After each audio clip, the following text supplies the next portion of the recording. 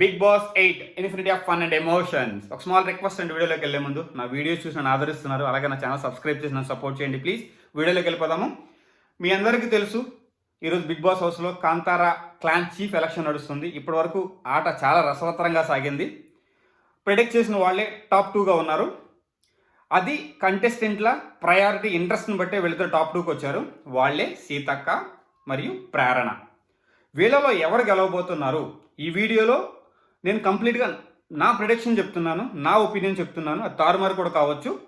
ఎందుకు నేను ఇలా ప్రెడిక్ట్ చేశాను, దానికి రీజన్ ఏంటంటే లాస్ట్ 2 వీక్స్ ఆర్ 3 వీక్స్ వీళ్ళిద్దరు స్ట్రెంగ్స్ అండ్ వీక్నెస్ నేను చూశాను.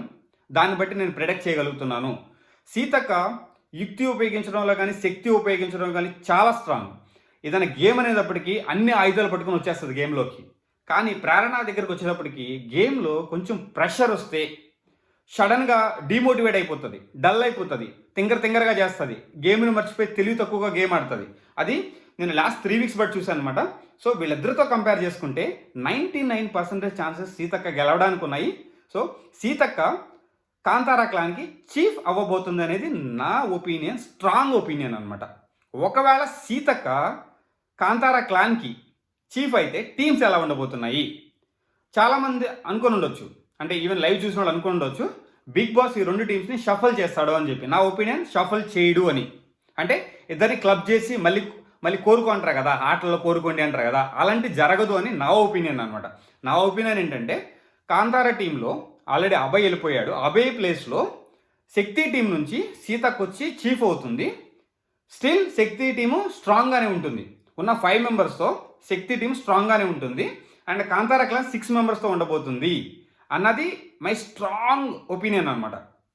ఎందుకంటే బిగ్ బాస్ శక్తి యొక్క స్ట్రెంగ్స్ చూశాడు అండ్ కాంతారా స్ట్రెంగ్స్ చూశాడు.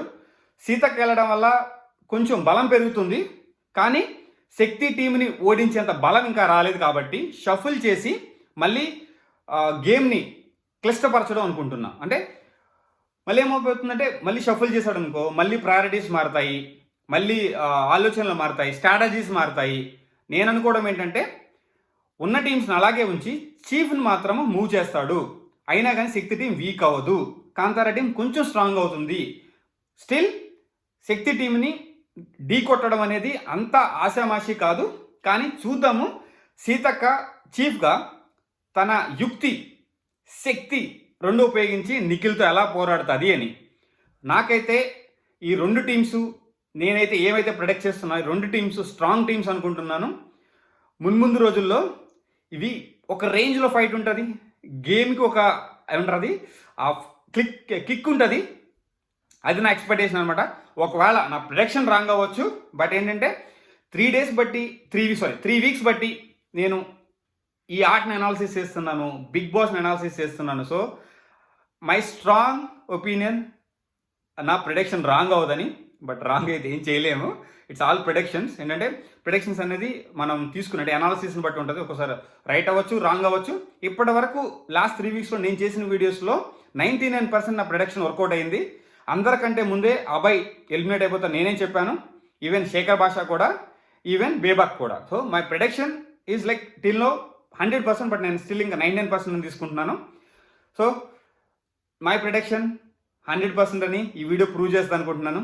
Thank you Srini, signing off, bye.